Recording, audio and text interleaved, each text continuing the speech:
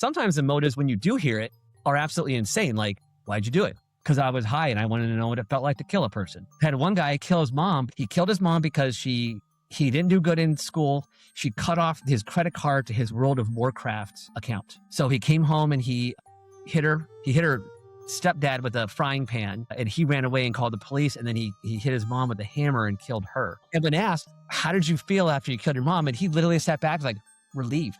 You're in shock. You're like, relieved? Yeah, relief.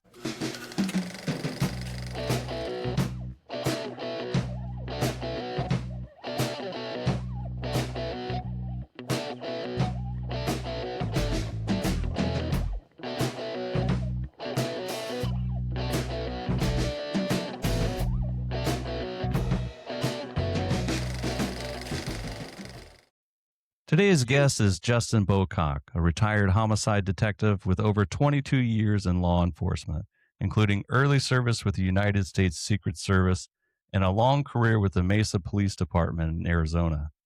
Justin worked everything from patrol and violent crimes to some of the most complex homicide investigations in his region, which ended up earning him Investigator of the Year award and helping pioneer the use of drone technology and crime scene reconstruction. He's also the author of On Call, Case Files from a Career in Homicide, which is a book that pulls back the curtain on what homicide detectives actually face, professionally and personally. Justin, first of all, I just want to say thank you for your service so much in all aspects. I mean, we didn't even talk about your service with the Air Force to start with, but Secret Service, the police force, all the way through. So thank you for your service and welcome to the show. Well, thank you very much. And thanks for having me. Great to have you, Justin. Great to have you. Thank you. So I guess let's jump into it. So you started as, let's see, in 19, I have your timeline pulled up here. It's actually really nice on your website. Website's justinbocock.com, by the way. So aircraft mechanic for the United States Air Force from 1994 to 1998. Interesting gap. After you get done there, you went on to go to United States Secret Service Uniform Division for Secret Service. Can you kind of tell us after Air Force, what led you to law enforcement? Yeah, and I just kind of stumbled into it. I never really planned on law enforcement being my lifelong career. I always loved airplanes, even as a kid. Even nowadays, I still love it. Still make models, RC airplanes, love them. And I joined the Air Force, and I worked on I was aircraft maintenance in the United States Air Force, stationed at McGuire Air Force Base, New Jersey. And I was a hydraulic specialist on C-141B Starlifter aircraft. They're basically a really large airplane. Right. Yeah, they were kind of like the precursor to the C-17. They don't fly them anymore. But what we did was, part of our mission was we transported the limousines and the support equipment for presidential and vice presidential details. Oh. So that's how I ended up on that. So we were flying one day and I fixed an airplane. We had everything loaded on the plane and the plane broke. And the Secret Service was like, this has to get to where it's going. And I'm like, well, I can fix it. But I need to do this, this, and this. They said, that's fine. And what it was is stepping on their cars. And I'm like, I'm going to have to step on the car or move the car. And they like, you can step on it. You're not going to hurt it. Trust me. So I fixed the car real well. I fixed the airplane. We made our mission time. And then as we're flying to our location, one of the agents was talking to me and he said, hey, you're a pretty quick-witted guy. What are you doing? I said, well, I'm getting out. Did 4 years and I planned on getting out. And I said, I'm going to go work for United for a while as an aircraft mechanic. I'd already had a job lined up. And he goes, have you ever thought about the uniform division of the Secret Service? And I was like, I've never even heard of that. So he explained, you don't have to have a degree. They like people with military experience, and you basically protect the property in the motorcade while the agents protect the people.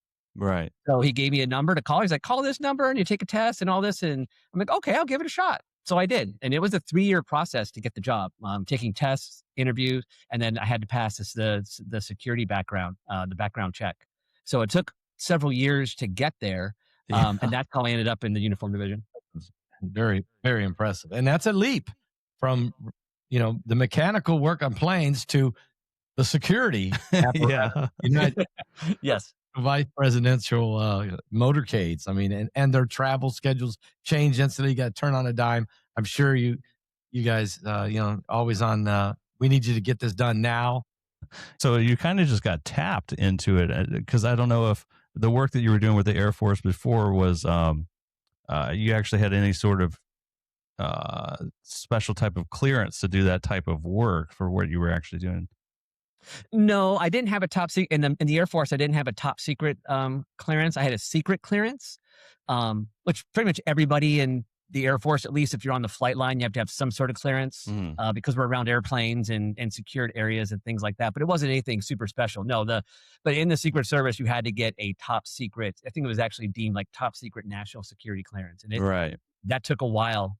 I had multiple polygraphs. That was a process. That was a process. Yeah.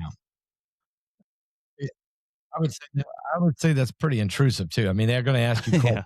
I don't know why we have to ask that question, but that's kind of their thing because they don't want you to somehow be blackmailed or be held hostage to where you can't do what you got to do. And I mean, you can understand that. Yes. Yeah, I wouldn't call it too intrusive because you know what it was about.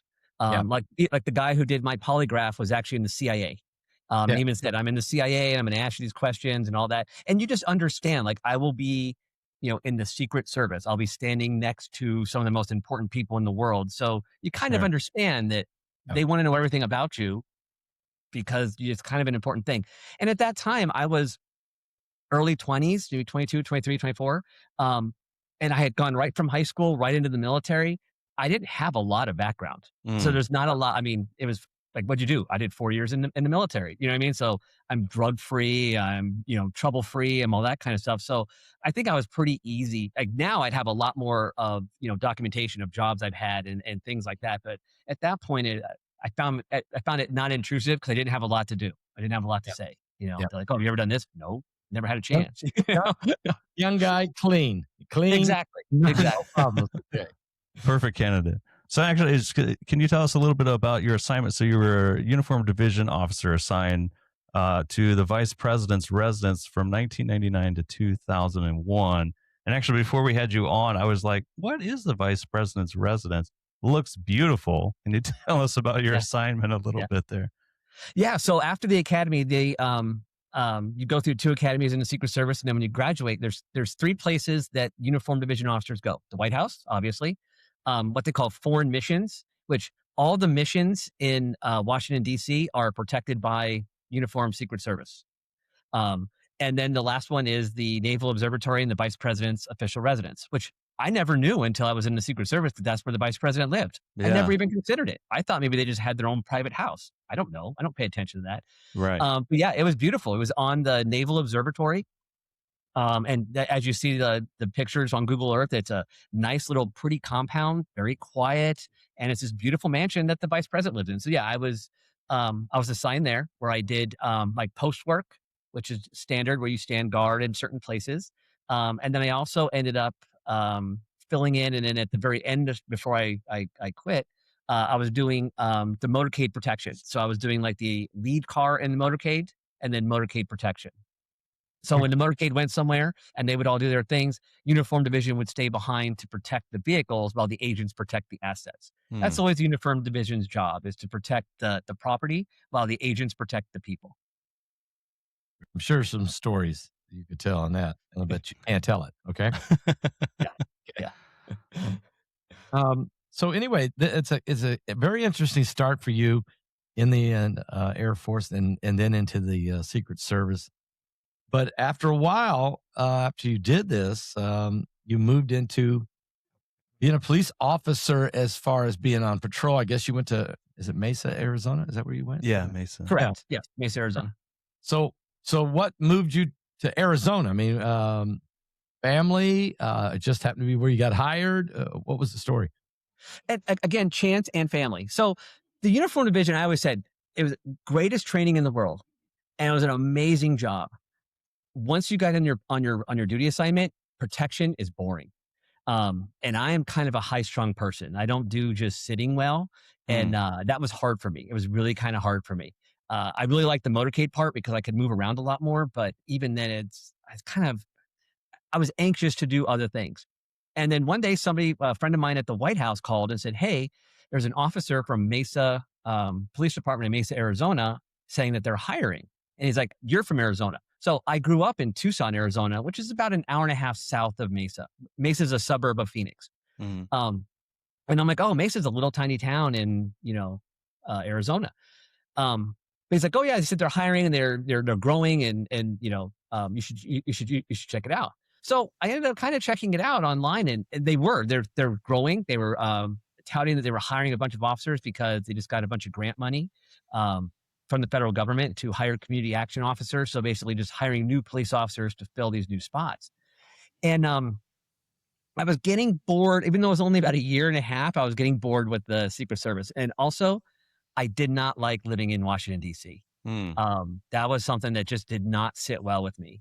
I didn't really fit in there. A lot of people there are there for power, are there for money. It just wasn't my scene. It really wasn't. I had all friends. I had a lot of friends in the Secret Service, but it just didn't fit in with the people that I lived around and lived with. And I was Sure. always like, I kind of wanted to get back to the Arizona because I grew up in Arizona and I'd spent time when I was in the military in New Jersey. And then when I worked after that, I worked for United Airlines or BF Goodrich Aerospace doing aircraft maintenance in Seattle, Washington for a while. I kind of wanted to get back to Arizona. So I just went and I took the test with Mesa and they called. I took a test in like, I think September, October. And then February of 2001, they called and said, "Hey, we'd love to have you here." And it was kind of a tough choice. But after a couple of days of thinking, I said, "You know what? I'm going to go ahead and do it. I'm going to go ahead and move." So I kind of went the opposite that everybody else did. Most people go local and then go to the feds, and I kind of Yeah. went to the feds and then went local. So I kind of went backwards, and it was a real leap because I didn't know if it was going to be good. And if I gave up the Secret Service, there was no coming back. So it was kind of one of those things where I had to really, it was kind of a leap of faith, and it worked out well for me. But I didn't know how it was going to go at first. It was tough, but it ultimately worked out. Yeah, and I would I would definitely say going from federal law enforcement and then kind of going down, like you were saying, it was probably a lot easier actually for them to go through their evaluation process, polygraphs and clearances and background investigation. So I think that you were obviously on on the top of the list when you applied at Mesa. Yes. So all right. So 2001, we go to Mesa Police Department, and you start out as a field officer, police officer doing patrol. I'm assuming. That's kind of more of your speed at this point. Can you tell us a little bit about the actual patrol portion before we do your career progression at Mesa there? Yeah, so patrol was exactly. So when I was in the Secret Service for a year and a half, I drew my gun, not in training or for qualifying with that twice in a year and a half. And it was very benign. It was somebody made a threat, and we chased him down. I pointed my gun at him, get on the ground, the ground.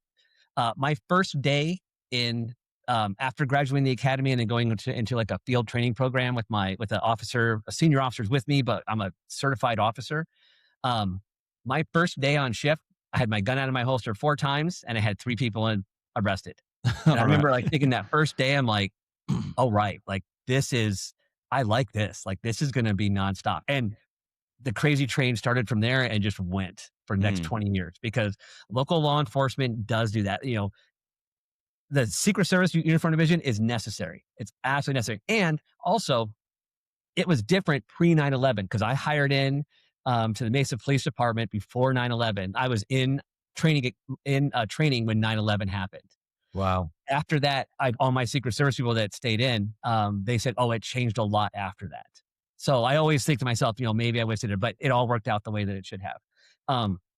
So yeah, it was a huge, huge change in just day-to-day operations because patrol, getting in a car, getting 911 calls, handling, traffic, you're roaming around. It's not sitting at a post. It's, you are just, that whole city is your playground and you're going around and you're answering calls for service and you're finding little pockets of crime that you could try to prevent.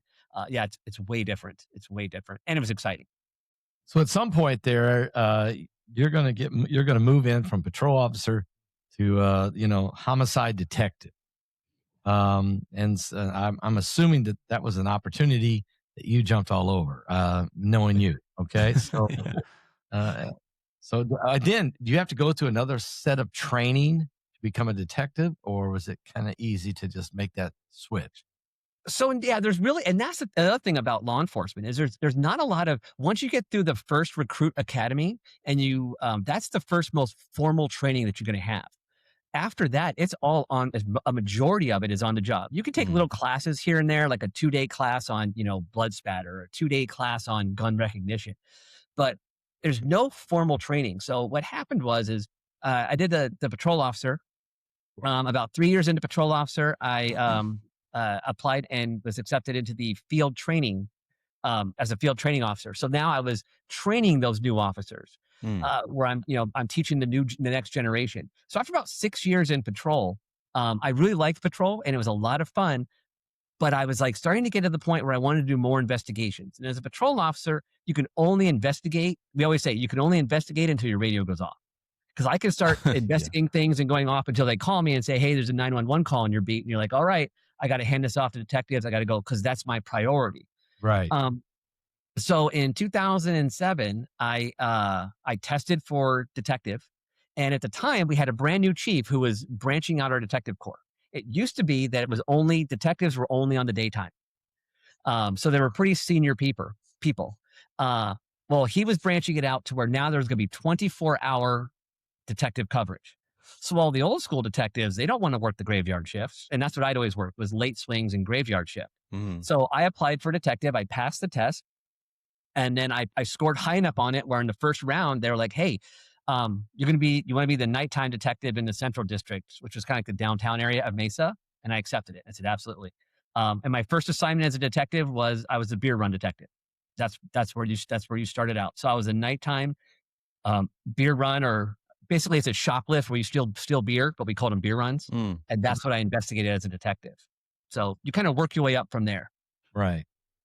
So what happens? Okay, let's get into the homicide investigation. A lot of people, we watched the show, the first 48 hours. Okay.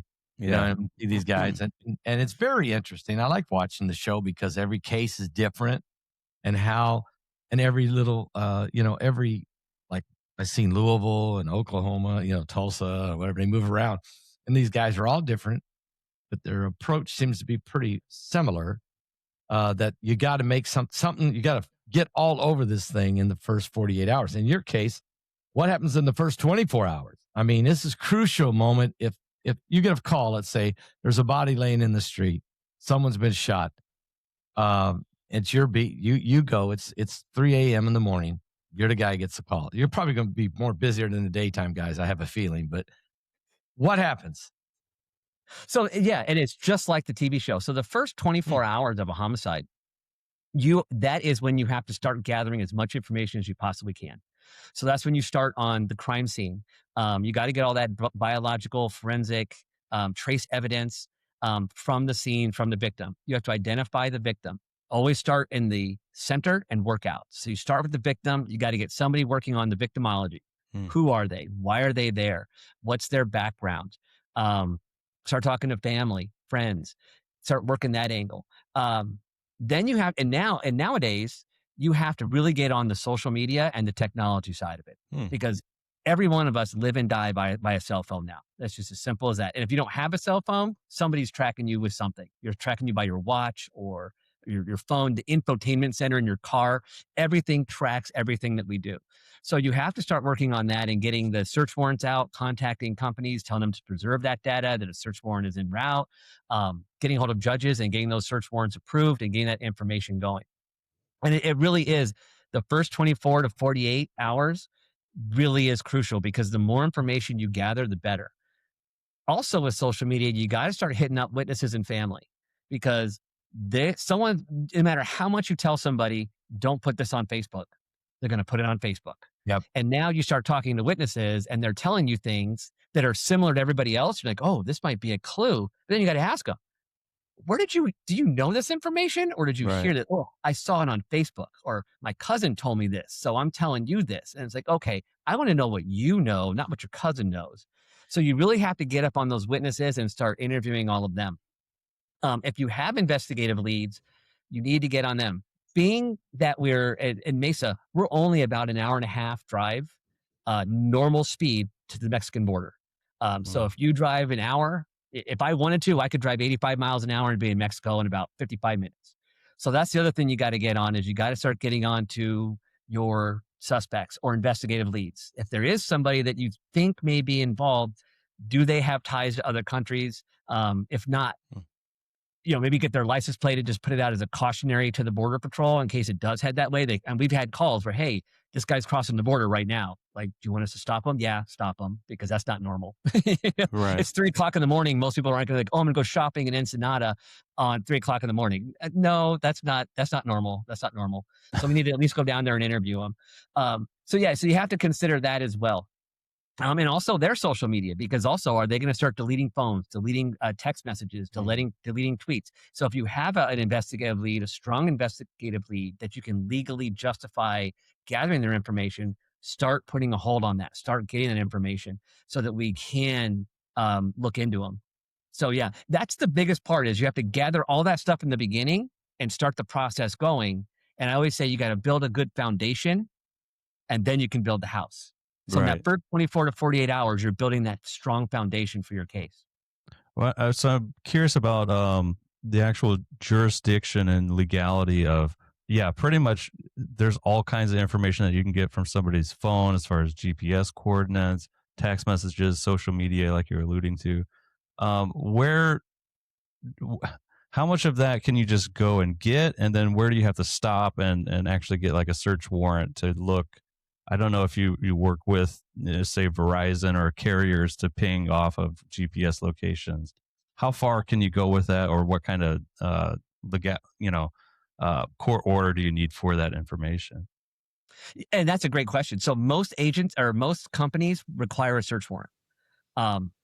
They will do what they call a preservation, where you tell them, look, a murder, we have law enforcement liaison in almost every, like Facebook and X and all those. They have a law enforcement liaison that's 24 hours that I can call them up, tell them who I am. And we actually make accounts with them so they can verify it easily and say, okay, yeah, you are an actual police officer. And we'll say, preserve the data from this time to this time. Make sure that it doesn't get deleted. I will be sending a search warrant. This is an active homicide investigation. And they'll preserve the data. So if somebody goes in there and they delete everything, the company saves it for us because we called them. But if we don't call them, there's been times where I've called a day later and say, I need this preserved. Oh, it's already gone. It's already deleted. So we skip the thing. So they will preserve it for us, but they won't give it to us. The only time a company will give it to you without a search warrant is for something called an exigent circumstance. We've had that on kidnapping type cases where we have had juveniles kidnapped, or we think are human trafficking or human traffic victims, and we have a phone number for them. The company will give us pings or locations of that phone number under an exigent circumstance, but we have to write a warrant within 72 hours to them for that information to make it legal. And so what it is so if someone's kidnapped and I have their phone number, I can call the company and I talk to one of their law enforcement liaisons. I explain the situation and they go, okay, we'll get that information to you. The phone is right here. We go and we get that phone, right? And let's say we find the victim and we arrest a suspect. I have to write a warrant within 72 hours to Verizon to get that information. If not, we can't legally use that in court. Got it. And then so now it comes to court and like, well, how'd you get that information? And it's like, oh, you can't tell us. Yeah. Now the jury will never know the truth of how it happens. So that's the only time that it really happens. And that's exigent circumstances are very rare, but sometimes they do happen. Most companies will say, write a warrant. Because we can also, because it's all digital nowadays, it used to be you wrote a warrant and you showed up at a judge's house and they're in their bathrobe and they're reading it at their kitchen table and signing it. That's how it was when I first became a detective. By the time I was in homicide, it was all electronic. I would email it to a judge and a judge is calling me within 5 minutes saying, I read the warrant, I'm signing it, and I'm going to email it back to you. You're authorized to do what you need to do in that search warrant. And you're like, thanks, Your Honor. And then they would say, do I need to stay up? Are you going to be sending me more warrants? Yes, probably a dozen more warrants. Like, all right, I'll put a pot of coffee on and I'll wait by my computer. So with technology, it's gotten a lot better. So, and that's what I want to bring up. How does AI play into homicide detective work going forward? Because does AI give you access to some kind of a national database with more than just Facebook tweets? I mean, the capability certainly to get text messages, phone records, listen to, I got interviewed by the NSA because I do a lot of podcasting and I talk about a lot of current events, everything going on. And I accidentally stepped on a couple of toes because I talked about a Russian battleship and they want to know how I knew that information. And it was, okay. So having said all that, AI, obviously, I know that the NSA and everybody can listen to everybody. There's a camera everywhere. You're not going to get anywhere without being seen, pinged, recorded, even maybe listened to through your microwave. I don't know. How does AI play into this going forward? Do you see this being a tremendous tool for law enforcement or become more laborious and more difficult? And how does the legality of that play in? Yeah. I think it's going to be both. AI really wasn't, it became prevalent in the latter part of my career, but I really started to see it when exactly what you said, social media. We had access to a lot of computer programs that had proprietary algorithm programming where we could say a homicide just occurred. I want to know all social media interactions that originate from IP addresses within this area. And they would use algorithms and they would always tell us, and we'd use artificial intelligence to fill in the gaps to get us all this data. So that is great. I think and we would get a lot of data.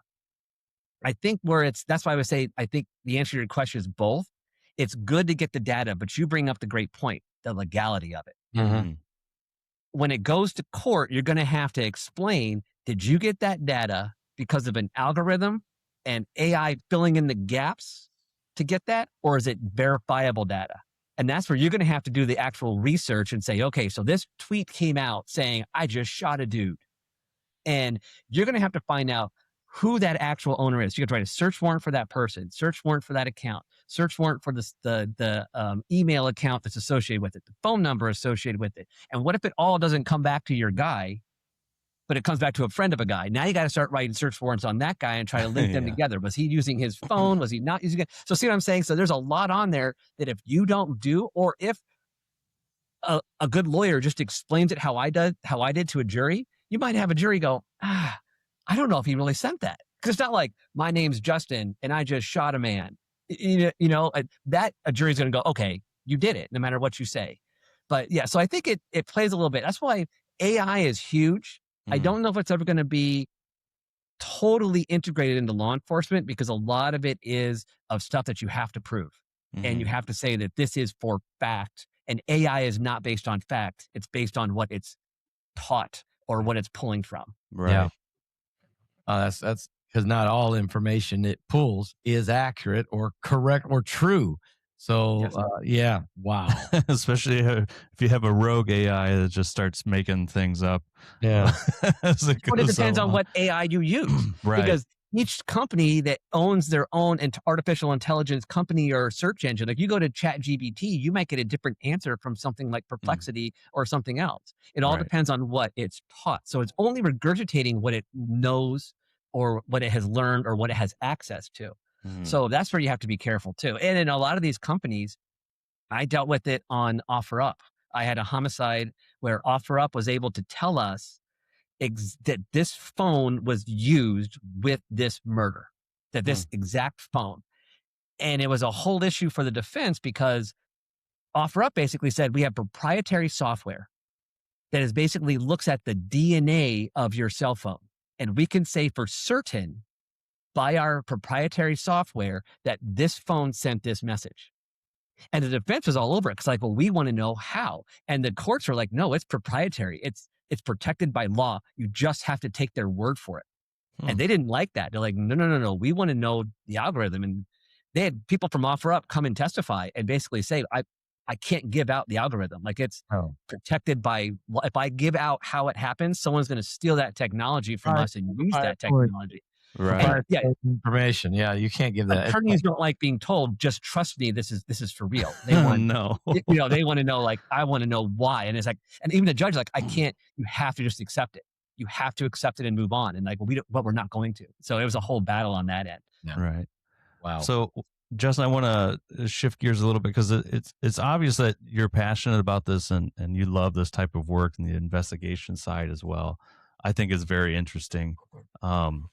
But I'm curious about maybe not some of the fun sides of being a homicide investigator or a patrol officer as well. I used to work in oncology inpatient wards, and part of that job as well was, the patients are there for quite some time. You develop a relationship with them. A lot of them are towards end of life, and then ultimately some of them end up on comfort care, and you have to do the post mortem care on those individuals. Um, I always said the people that I worked with there, some of those people still stick with me that I had relationships with, the patients that passed on. But I always said it takes the right kind of personality to work in a place like that.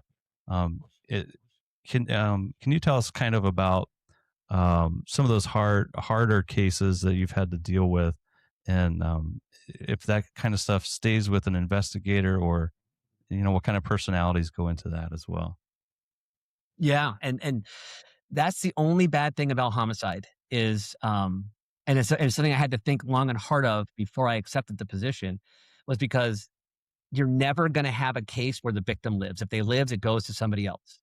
So when homicide is called, that means that someone's dead, Mm, and there's just no getting around it. Um, and it's something that you just have to kind of get used to. And I know that that sounds horrible, but it was something that it did affect you. And towards the end of my career, it totally affected me. I'll get to that in a minute.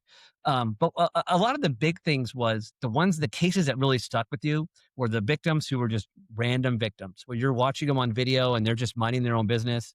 Had one gal, she was just at a nail salon and just paying, she's got her nails done and she's paying for her nails. And a random guy comes in and stabs her in the neck multiple times, mm, kills her. And you're just like watching the video and you're like, this lady has no idea what's coming. Like she is just living her life, right. and then it ends. And you're like, this is horrible. And just you kind of think about just how precious life is. And that's where it's helped me a lot. And every day I say I love you to my family, love you to send my son off to school. I love you, a wife off to work. I love you, because you just never know. You just never know. And I think it gave me a better appreciation for life.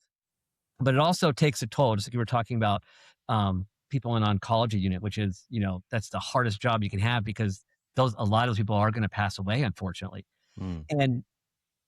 And because we're so surrounded by death, we did mask it with humor. Not going to lie, there was a lot of humor that we tried to I'm have. sure. That's because outwardly we would have the humor, but there were many times in our briefing room at lunch that we would just eat lunch, and sometimes we would just cry. We would just Mm, straight up just be like, you know what, I don't know how much more of this I can really do. And we would be there for each other and help each other out. And I did 8 years of homicide, and I noticed towards the end of those 8 years, I was seeing the initial signs of PTSD. Um, Commercials that shouldn't make you cry, I would cry at. They would be, they would make me sad. Um, I never was a big drinker, so it didn't increase that. I didn't increase other things, but I've also been trained in PTSD, so I knew the symptoms, and I knew that it was there. yeah. My department was very proactive, and we had counselors we could talk to, and if I'd talk to them and and feel better. But you never. Most people should probably take time off, but again, you're in that kind of quasi-military machismo role where you just kind of do it. Mm, I left at the perfect time. I left law enforcement when it was good for me. I'd always planned to leave at 20 years. That was my goal. Was at 20 years I could collect my pension and do another job, and that's what I did. And it was good for me emotionally too, because after leaving 6 months away from it, I already feel better. But there were times when I was writing my book. In one of the cases, it was actually the offer up case. I talk about when I notified the victim of the victim's wife that he had passed away, and just writing that, like I was recalling it, and I was writing it, and I just found myself just the tears are just flowing, because it mm, still affected me to that day. Even now, talk about, I had getting like the goosebumps, just because it yeah. always will stay with you. And I think it's just a matter of one of those things of knowing it'll always be there, and just it's okay. That's what the training always says. It's okay. It's okay that it's going to be there. It's okay to be emotional. You just gotta, if it starts affecting your sleep and your personal life, then definitely seek help. But it's always going to be there.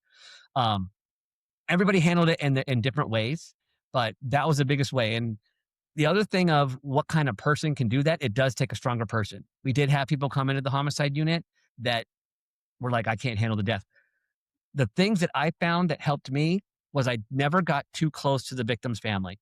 Mm. I got close enough to be professional, but I'm not close enough to, I'm not going to the funerals. I'm not doing all that. It was also a professional thing. I have to be an independent arbiter of this case. And if I'm, going to funerals and going to wakes and going to, celebrations of Right. life, that may look to, if the defense ever found out about that, they would be like, that you want to be there for them and you are there for the family, but you have to have that separation. You can't take their trauma because all the death cases you handle and all the homicides and they build up over the years, that's a lot of trauma that I don't Sure. think human beings are able to process. I'm wondering, Justin, you see all these different murders, and I know that not all of them get solved, and no doubt, and that probably left you frustrated, no doubt. But when you mentioned a murder like the girl in the salon, I guess one of the things in investigating of homicide, you got to find out what is the motive, okay, for the murder. What do you do when you can't? There is no motive.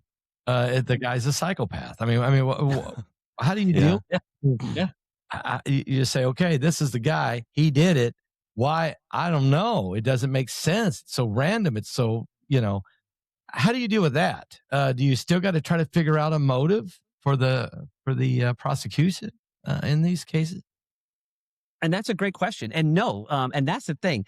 You want to find the motive. The motive is great to have, but per the law, so, Arizona law says that first degree murder is knowingly taking the life of another. It doesn't say because you hate them or because you're a psychopath or because you hated them. It just simply says that. So you have to kind of go beyond. Our egos want to have that, but you also have to be very logical. And there are some murders that I just don't know the why.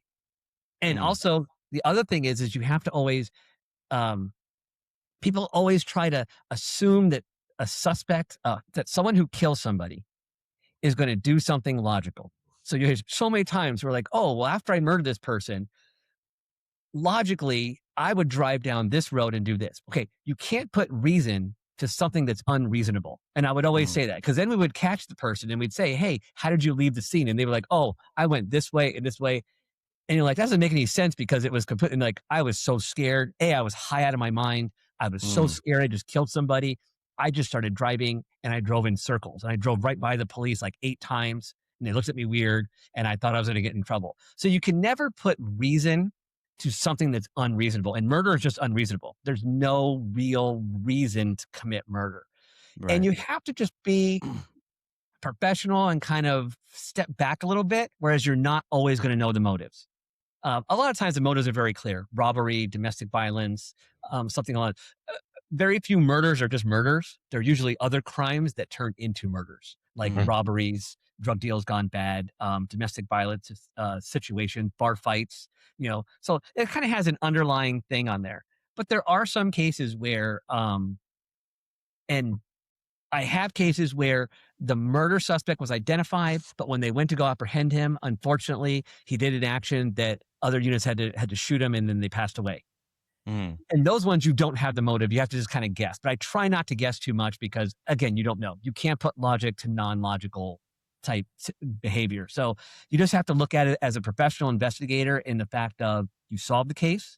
If you take it to court and it's adjudicated, then they're found guilty.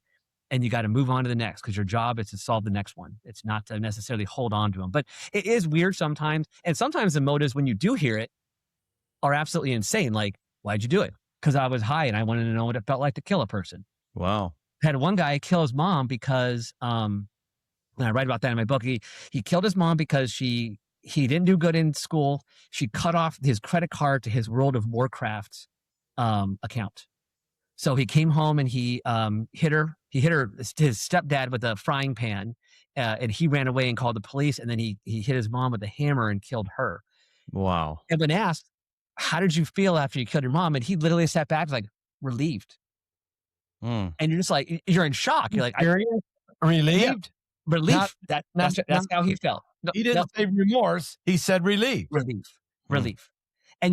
And that's when you realize you just can't put logic to logic because I can't think like that. I'm not wired like that. I cannot think like that individual. So that's his motive was his mom took away his credit card. So he justified murder somehow in his head. And so you can't get to that. So you're like, I just don't understand that. So you focus on the facts and solve the cases as best you can. Wow. And so can we just put this to bed? I just need an answer from you, Justin, because you know better than anybody. Everybody watching, our true crime fans that are watching, something on Netflix, it's not always the spouse, right, Justin? Not No. all, it's not like The Lifetime movie. Lifetime shows. The guy is not always bad. Okay, can we finally get some balance here? It's not always the husband's fault, or all men are bad. Help us out here. Oh no, absolutely, absolutely. My wife loves those shows, the Lifetime and the true crime shows, and all where they wrap a murder up in 15 minutes, and they a murder happens, and then they go knock on John's door, and they get him in handcuffs, and like, got him, it's John. That is not law enforcement. That is not. They're skipping so much stuff. But there are people in the police world that actually that kind of have that mentality. That kind of have that, like, well, obviously it's the husband. And we'll use, for example, the case that I was telling you about with the lady who was in the nail salon and got stabbed in the neck. When she was stabbed in the neck, she was at the nail salon and she got stabbed in the neck. At that time, we had officers go to her house. As they go to the house, the husband they had 2 kids. He was packing the kids up in the car and driving away. And they call us. They're like, hey, he's packing the kids up in the car and driving away. It's like 9:00 on a Friday night. I'm like, well, follow him for a little bit and see where he's going. Well, again, we're in Mesa, Arizona. He's heading south. Like, he's heading south. Mexico. Like, he's almost to Tucson. What do you want us to do? Pull him over. Like, just pull him over and just see what's up. So they pull him over and like, hey, what are you doing? I'm just taking the kids and going for a drive. Do you know who your wife is? I think she's getting her nails done. Do you know anybody in Tucson? No, we're just going for a drive. All right, get him back here. So, so that's super duper suspicious. It just comes to find out he was a weird guy. He was just a weird guy. So what, did we have a heightened sense of something suspicious going on? Absolutely. But you can't just, and there are some people who are like, oh, book them now. Just book them, and be done. Like, whoa, hold up. Like, let's actually do an investigation and do our jobs and prove, because you don't just pick somebody and then prove it. Your evidence will tell you who does this.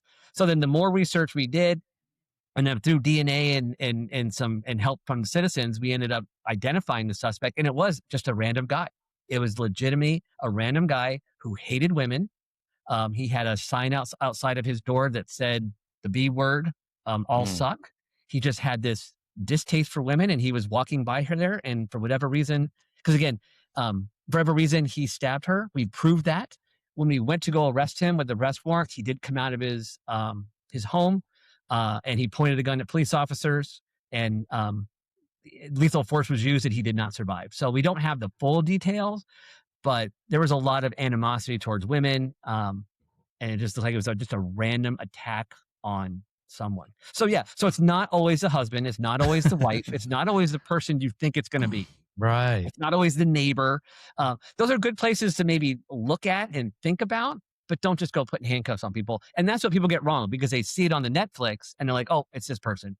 Oh, right. I know it's this person. Yeah. And no, you don't. You absolutely do not know that. I'm going to ask you this question. This is one, it's always fascinated me, is you've got a missing person or a child has been abducted or a murderer that you've caught, and he admits he did it, but he won't tell you where the body is. Do you guys ever go to psychics, seers, clairvoyant individuals who may help you find a missing person or even a missing body? Has that ever come up in your homicide investigation? Not currently, but I actually worked a cold case from 1980, and I actually solved it. It was because when you become a homicide detective, you also inherit all the cases from your detectives previous to you. And it was a 1980 homicide case that happened on Super Bowl Sunday. And they basically ran out of leads. DNA wasn't a real big thing back then. They didn't have a lot of cell phone technology. There wasn't a lot of evidence to go along with this. And they kind of ran out of leads. And they actually did hypnosis on a couple of people that they thought were involved. And then they actually had a clairvoyant person. Come to find out, none of those actually were real. None of them led to the right thing, because we had DNA evidence and go that way. I personally have not seen them use that, mainly because we have so much other data and information that's available to us. Hmm. But as a case agent, I've always looked out. As a case agent, your job is to solve that case no matter what. Your only function in life is to solve that case. I don't care how much it costs. I don't care how weird it is. You solve that case. I've never ran out of leads to use a psychic, but I would. If I ran out of leads, I would absolutely do it. I have solicited information from other countries on cases that they have done evidence. They've done, I had one case where a guy was shot through a door. It was like a drug deal gone bad. It was and they were like tugging at the door, and the bad guy shot through the door, hit the person on the inside, and killed him. The only real evidence I had was a bullet casing. We could not find any fingerprints or DNA on that casing. Well, I read an article about a guy in the UK that developed a process to develop latent prints on casings. So I actually called him. Well, I emailed him first. He was like, "Yeah, call me." So I called him. He worked for New Scotland Yard, and he basically was like, "Oh, I got a fish tank with saline solution and 2 car batteries. When you put the brass cartridge into this solution and electrify it, it advances the corrosion where fingerprints sit." And he goes, "I was able to develop fingerprints, and we got a conviction on that." So I'm Wow. like, "Hey, will you do that with my evidence?" And our courts were like, "We can't. I don't know if we can even justify that." But my job is to solve the case. So I said it to him. He did get fingerprints, and we couldn't identify it to anybody, but we did get fingerprints. And it was a thing where they're like, "If this goes to trial, I don't know if we're going to have to do this, or if we're going to be able to allow this." But the guy in UK said, "Just subpoena me. I'll come to America. I'll explain it, how it works." He's like, "I'm a scientist. I have, all kinds of degrees, and it works." So, Right. you do have to think outside of the box, but I've never gotten to the point where I've had to use a psychic. But honestly, I would not hesitate in a heartbeat if I had no other evidence. And they had a proven record where they could tell me, have a curriculum vitae of some time where they say, "Hey, this is what I've done," whether success or failure, but at least show that they have some credibility. I would be more than happy to use them. Well, just to kind of close that loop too, you started bringing up, talking about the psychic or clairvoyant, or I think, Pastor, we used to watch that. Heidi used to watch that.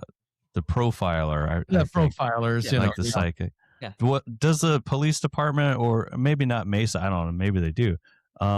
Use any sort of, and I know this is probably not. It probably wouldn't hold up in court as evidence, but it helps an investigator like yourself and the detective to start to go in different directions.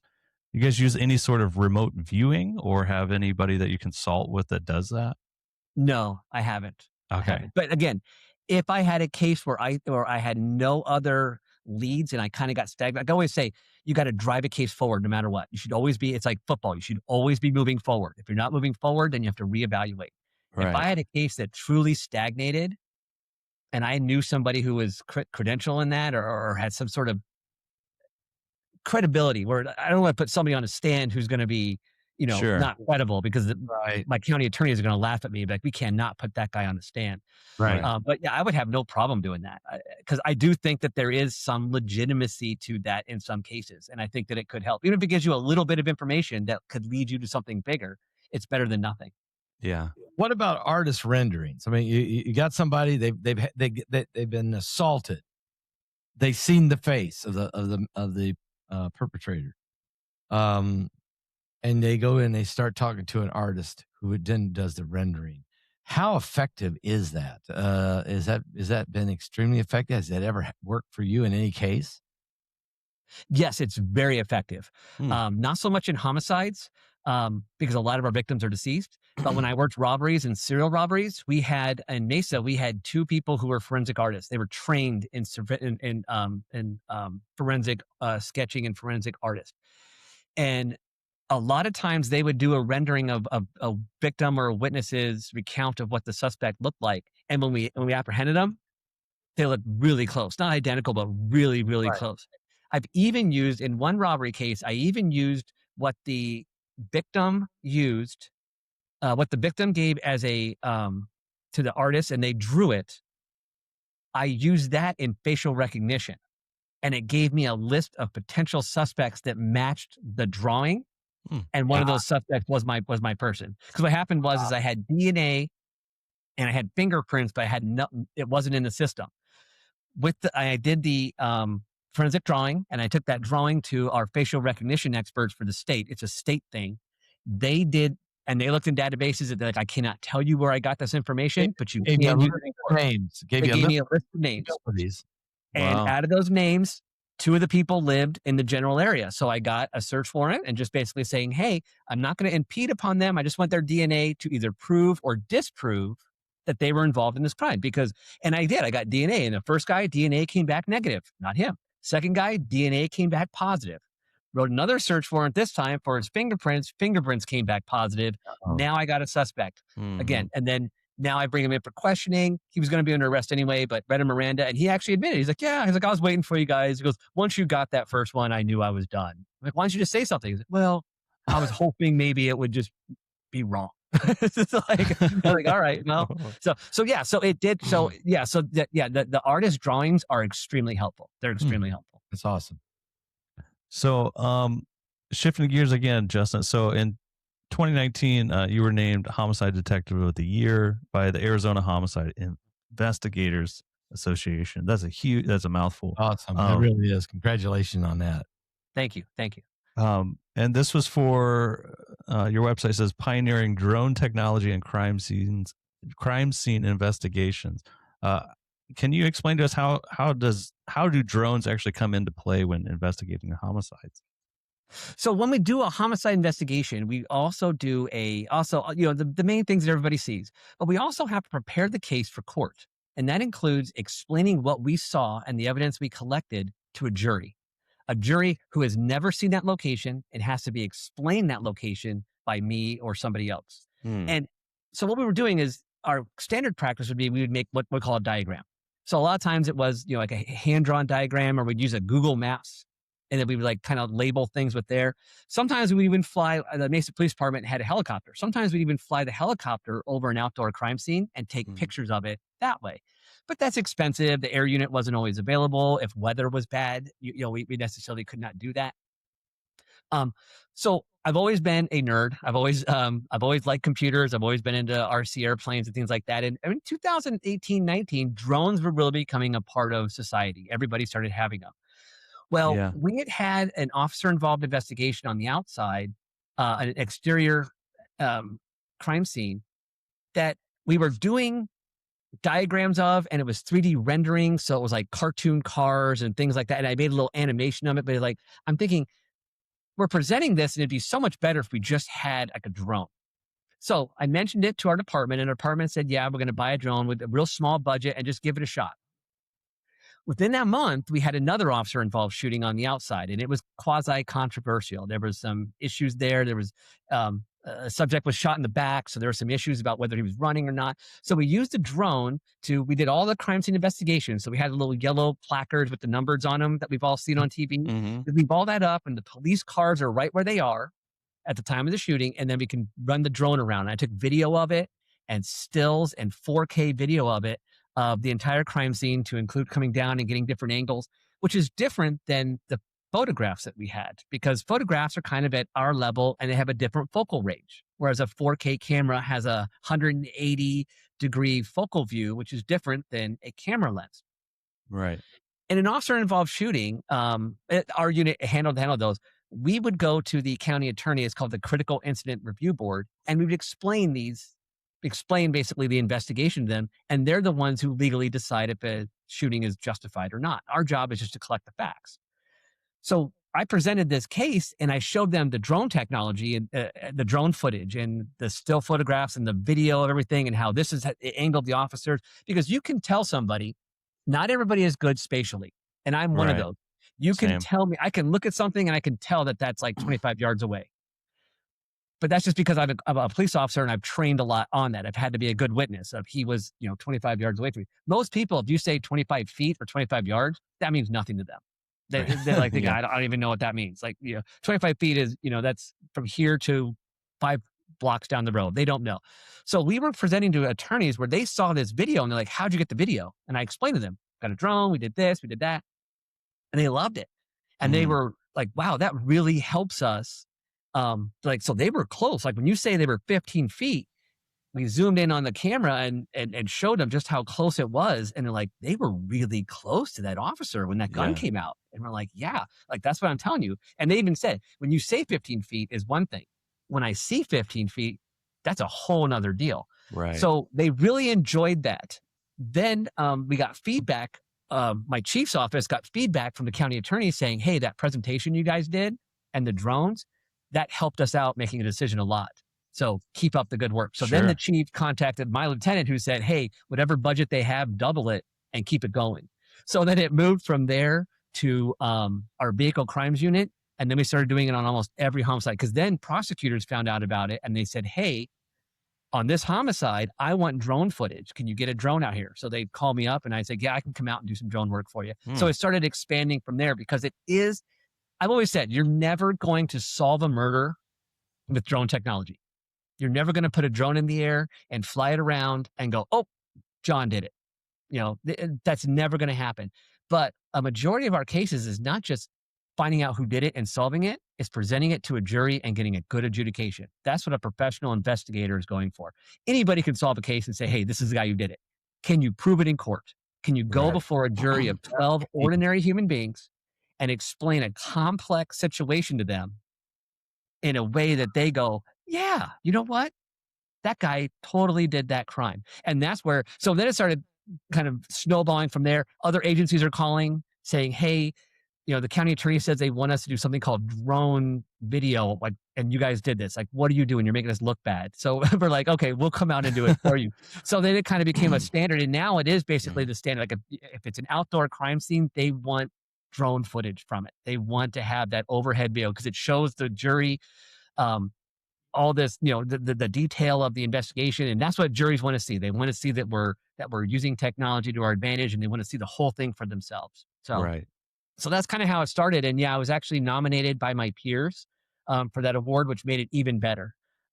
It was my peers that came out and said, hey, you know, this technology really enhanced what we do. And that really was, it was one of the highlights of my career. That's a game changer right there. President Trump was nearly killed in Butler, Pennsylvania. We've all seen the footage, the video tape of it, the bullet, the I mean, the fact that it hit his ear. I mean, you don't get any closer than that, right? But what did that do for homicide and from a homicider's, from your perspective? Yeah, you got a guy. I mean, you got a guy 135 yards away. He's got a scope. How in the world is it? You know. So, what would you guys do in analyzing that situation? Trying, because we do have a man who's killed. We have a man that's dead. We have some other people who got hit. The president's been grazed and hit. What would you guys do to investigate something like this? Because you're Secret Service. So how does that interact? Okay. So and you know, in that scenario, I have a couple of opinions, and I'm going to start with kind of the progression of my career as a uniform division officer. That was just a failure of protection. And I think that anybody there and anybody in the Secret Service who's honest would say that's a failure of protection. Never should have let somebody on a rooftop like that. Like that is just not in the protective world. As a regular patrol officer. Especially a ladder. How in the world does the guy get a ladder there? Where is everybody at? Where were the drones? And this is the president of the United States. You got to know, and I've covered it, of course, online. I mean, my first thing is, look, I'm not law enforcement, but some dude can get there with a gun and a ladder and get that close, and nobody, and it's till he pulls, he's pulling the trigger before he actually gets shot by Secret Service snipers. Right. I'd be thinking inside job. I'm sorry, but I'm thinking who let him in and why. I mean, I got to ask that question. So I'm sorry for interrupting. Yeah. So and so on the protection side, again, failure. In the Secret Service, one of the biggest things that I learned that carried throughout my entire life and to the detriment of my family, my family hates it because everything we do, there's a what if. Like, what if this happens? What if this happens? Is the Secret Service trains, if this happens, what do you do? If this happens, what do you do? And that was clearly, no one did that. No one thought, What if someone gets up on that roof? What do we do? What is our contentions of that? How do we combat that in this area? How do we, if we can't run drones that day, because you can't run drones if there's lightning or there's certain types of weather or things like that. What if you're not able to run drones? How are we going to combat that? Have more local PD on station. So as a security, as a security guard type mentality, that was a failure. Anybody who's honest will admit it. As a police officer, it was also a failure because there were people who were supposed to be on post that didn't want to be on post because it was hot. And we all know as police officers that I've had to stand in the rain, and I've done presidential details where I've had to put my uniform on as a detective and stand and say, okay, you're going to block this roadway for 10 hours. Or block that. You're going to stand on this overpass while the motorcade goes out there. And it's 120 degrees in Arizona. And I'm in my dress blue uniform standing in the heat. Does it suck? Yes. Is that my job? Absolutely. You know what I mean? Like that's your job. Right. That's your job. So as a police officer, just as a general police officer, I see that. And also as a police officer, if you see something, say something kind of thing, right? That mentality. If you see a guy, the president's in town, and you see a dude roaming around with a drone, that's weird, right? Okay, that should be somebody should know. And if I call the Secret Service and they say we're not concerned, well, I am. I'm going to take his picture. I'm going to. Hey, I need to see some ID. I'm not giving you ID. You're giving me ID, bro. Like you're going to get. And if I can't arrest him or detain him, I'm going to distract him. I'll tell my sergeant, I'm going to distract this guy because if I'm talking to him, he's not going to shoot the president or do something stupid. And if he does, I'll be right. If he pulls out a gun, I'm right here and I can take care of it for you. Right. But I think most people would be like, hey, well, at least distract him or pull him aside. And if you're stopped by the cops, you have to ID yourself. ID yourself. Nope, I refuse. Okay, we're going to take you down to the station for a little bit and just see what's going on. So that was a huge failure on that part. And if a dude's roaming around with a ladder on the day that the president's there, that's another big question. Like, what you doing with a ladder, bro?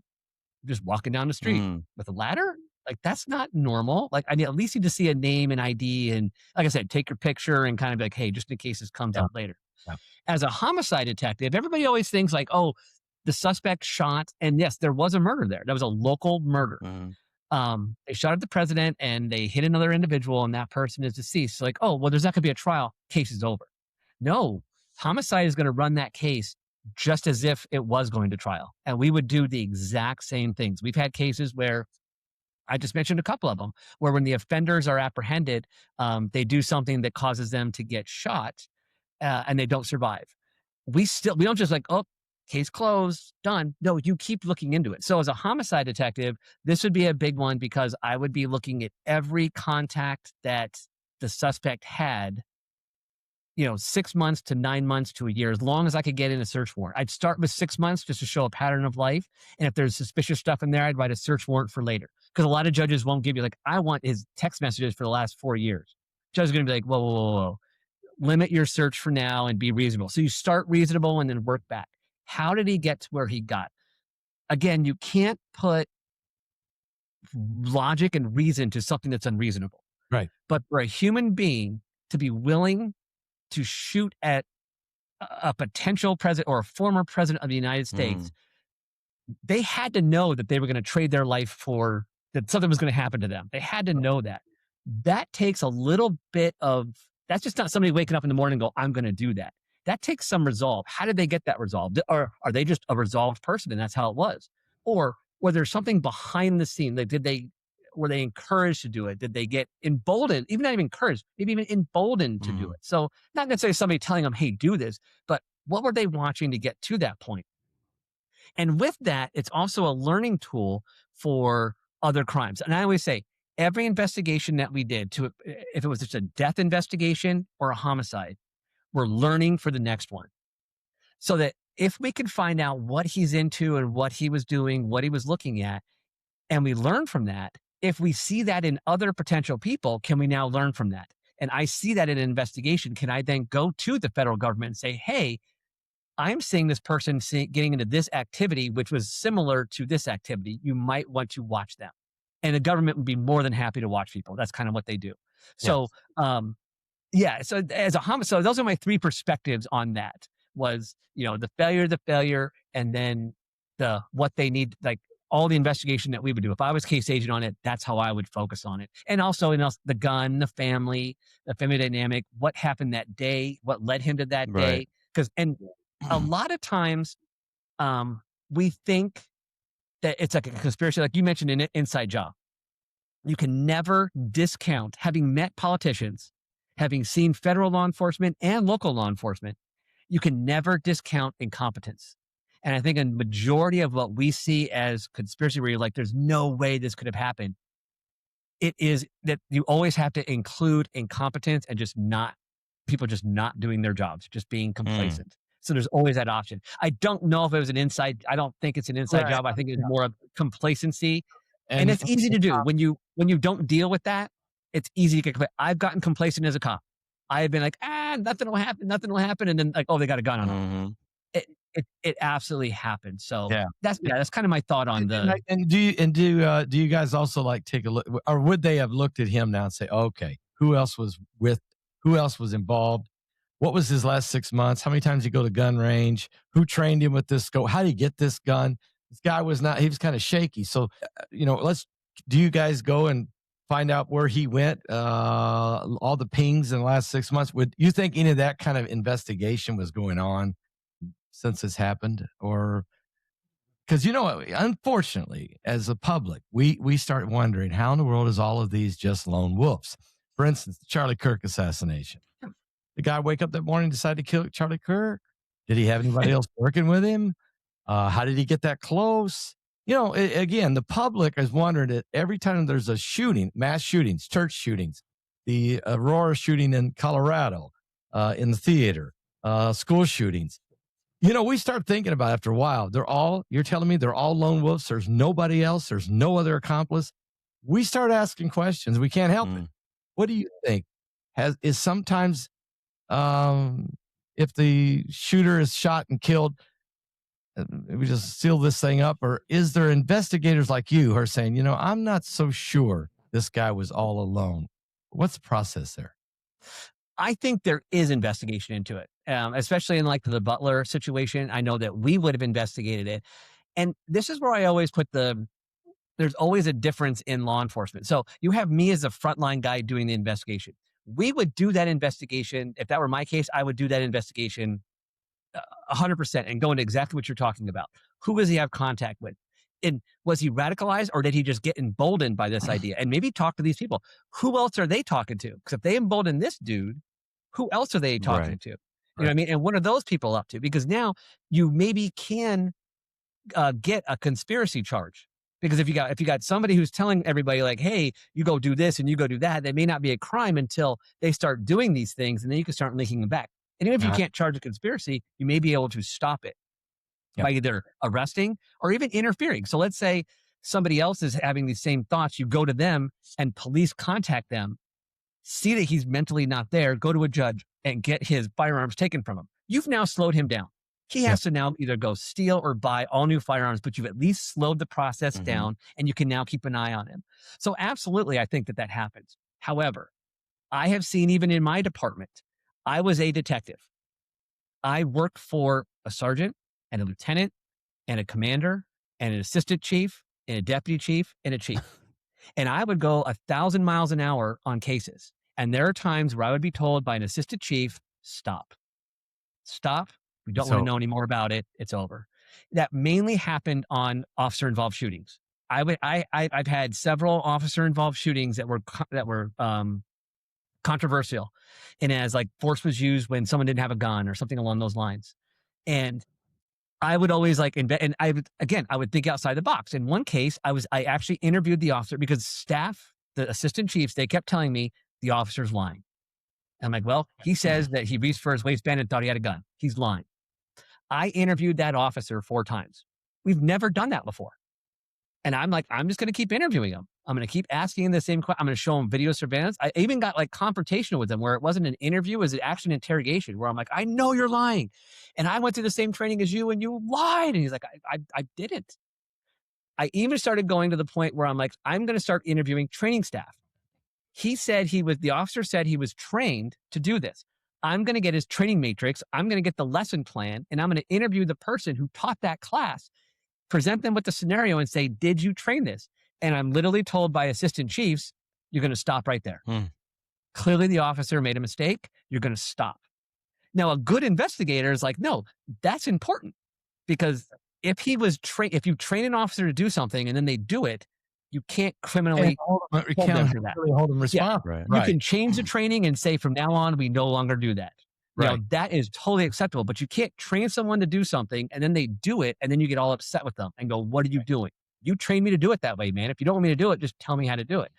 So that's where I think sometimes we get on these cases where we think now, and to give you some background, I was actually in Las Vegas at a homicide convention when the Las Vegas shooting happened. When that guy started shooting into the crowd. We were actually staying at the New Orleans, and I could actually see the window that he shot out of because it happened. And my wife would call me like, "Please tell me you did not go to that country concert." And I'm like, "I knew about it, but I did not go." She's like, "Yeah, well, there was a shooting, so just stay in your hotel, stay in your casino, and don't go anywhere." Don't go anywhere. So I've always kind of followed that case because I was there, and I actually had friends who were there. One of them was actually a police officer in Mesa who got grazed by a bullet fragment. So I've always paid attention to that, and I feel the same way on that one, where it seems like there's a lot of information that they could have gotten to, but I think that they just stop at some point. I think at some point, some big wig somewhere says, "Stop. We're just not going to look into this anymore. We're just not going to do it." And I don't think it's a conspiracy. I think it's we just need to let's put our resources someplace else. Just let it fade away. We don't want to get into the whole thing. I understand. I just kind of feel like sometimes management gets involved, and that's where the bad decisions happen. Yeah, I couldn't agree more.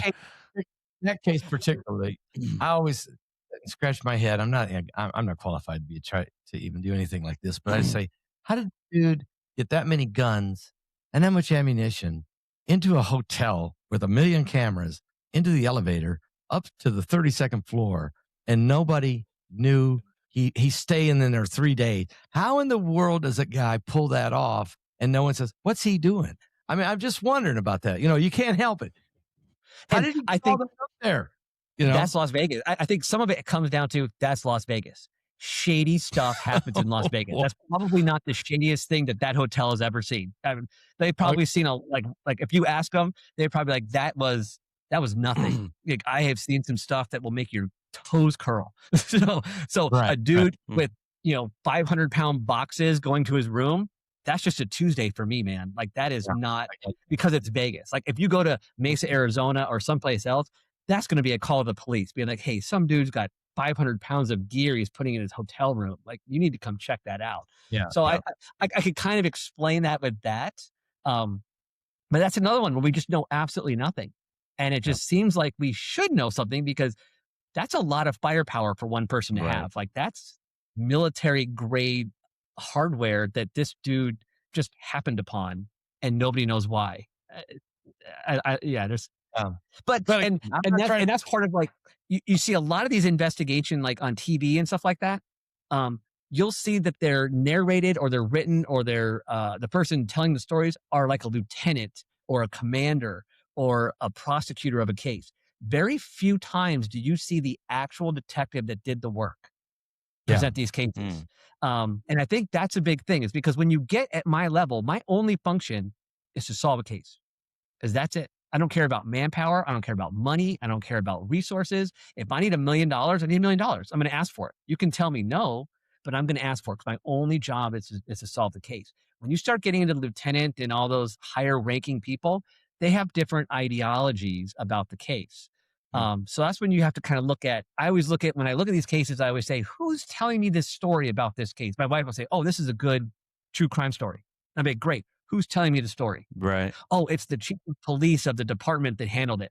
He's getting second, third, fourth hand information. It's not coming from the real detective. If it's the real detective that, like, hey, I worked this case, this is what really happened. He's saying, go ahead. Yeah. So in your book, and I want everybody watching to know this, your book is called On Call, Case Files from a Career in Homicide, What Every Investigator Should Know.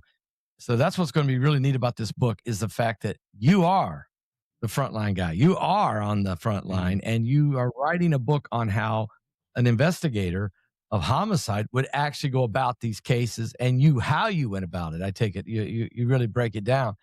So we're not going to get, it isn't the third, fourth level up politically being pressured by the mayor on how to spin their story. This is actually how it goes down. And I think that's really interesting. And people should go to Amazon. I see it right here. It's on Amazon.com. Justin Bocock. Go find this book, On Call, Case Files from a Career in Homicide. And guys, go get the book. Okay, go buy the book. And I think read if you like especially if you like true crime, For sure. involving true crime stuff and how it goes about from somebody who really did it. This is cool. I just want to throw that out there real fast. Oh yeah, yes, and that's exactly right. Because and I also put in the book, the biggest thing that people don't get with criminal investigations is that criminal trials are not about what is true about the actual facts of the case. Criminal trials are about what they're legally allowed to say.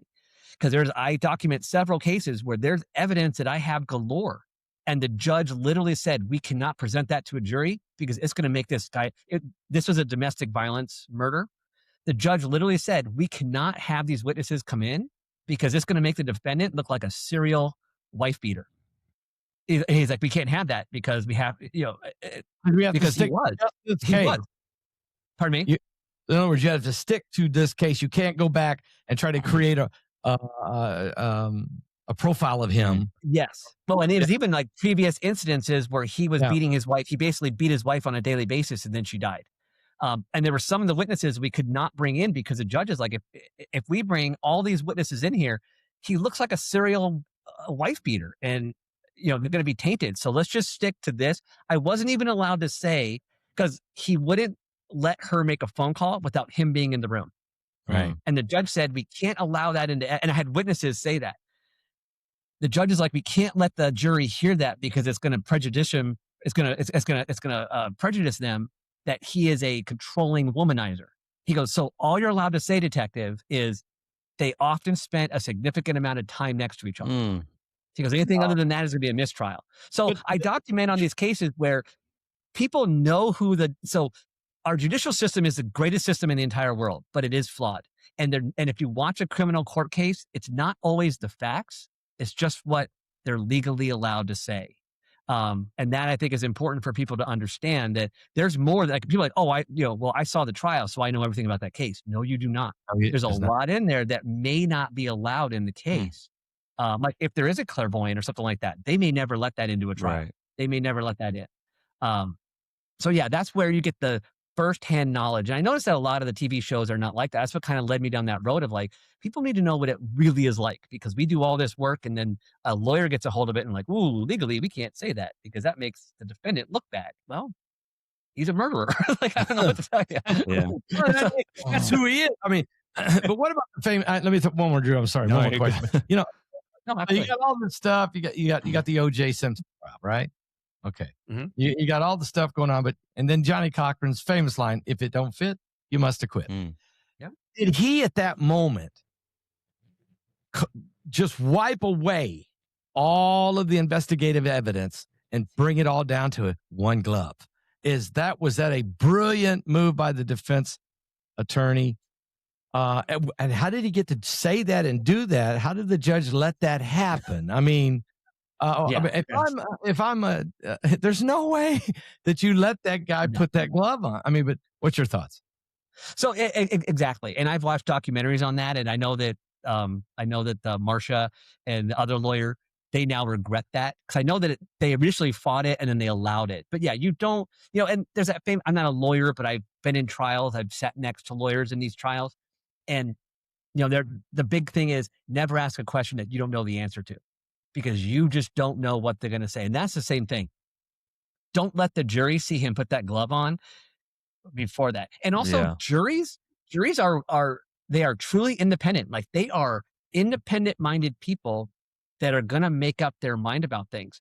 I had a case where the three gentlemen, they basically get into like a forgery scheme with this guy, and then he rips them off. So they decide, we're going to drive him out into the woods. We're going to kill him. But because there's three of us, we're all going to do something, so we're all just as culpable. So they shoot the guy, they stab the guy, and then they try to slit his throat. The bullet wound goes through the heart and ends up ultimately fatal. The stab wound could have been fatal. The throat cut was very superficial. The medical examiner even said it was superficial. It didn't even bleed. Like, it's very hard to cut someone's throat. So the other two, the shooter and the stabber, they took a plea.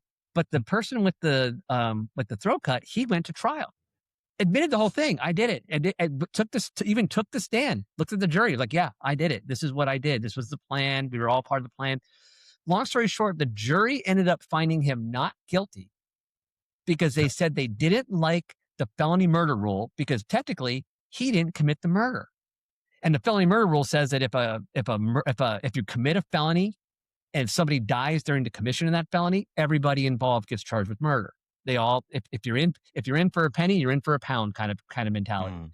The jury literally said they found him not guilty. They said even though he admitted it, his throat cutting was not the fatal wound.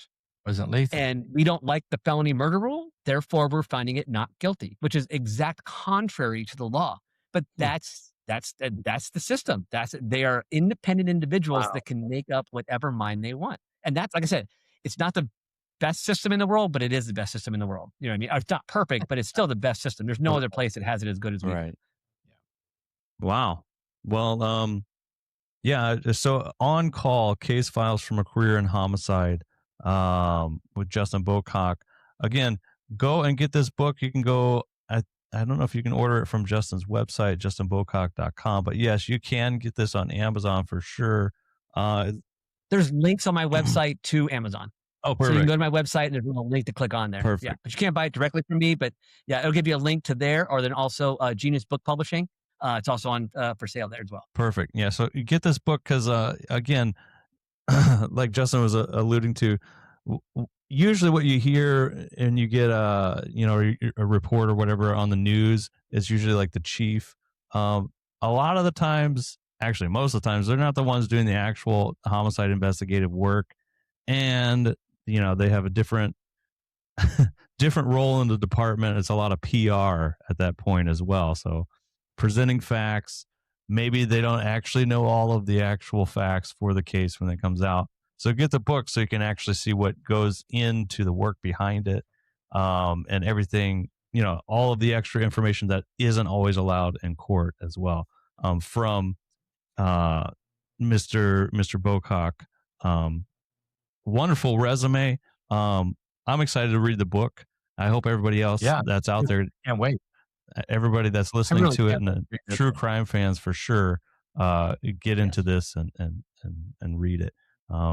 It reminds me a lot of the shows I watch on Netflix now, like Staircase, and I can't remember the names of all the other ones, but I watch most of them. But yeah, And I'm also working on an audiobook version as well. I'm reading my own book, so I'm doing that. So it's out on it's paperback, okay. and then the Kindle version, and then I'm working on the audio version. So audiobooks. I know that I like audiobooks. I don't always have the time to read, and I have the constantly be moving, but I like to pop a book in while I'm mowing the lawn and doing yard work. So yeah, that's coming soon as well. This would be a great book to listen to on a drive for sure. Yeah. So in closing, Justin, I just want to say thank you for your service again, and for sharing your experiences with us today, giving us a real look into the world of homicide investigation. Your work helps people understand the responsibility, discipline, and human cost solving violent crimes. For those who want to learn more, be sure to check out Justin's book, On Call, Case Files from a Career in Homicide, available on his website at justinbocock.com, as well as Amazon. You can also find more about his career, media performances, and press materials at his website. We'll have all those links for you in the show notes below. And again, Justin, we appreciate your service. Thank you for being with us today, and God bless you. Thank you very much, and God bless both of you. I really appreciate taking the time to talk. And I really had a great talk with you guys. It was a lot of fun. Thank you. We really enjoyed it. We really did. Thank you so much for being a part of this. Amen. Thank you.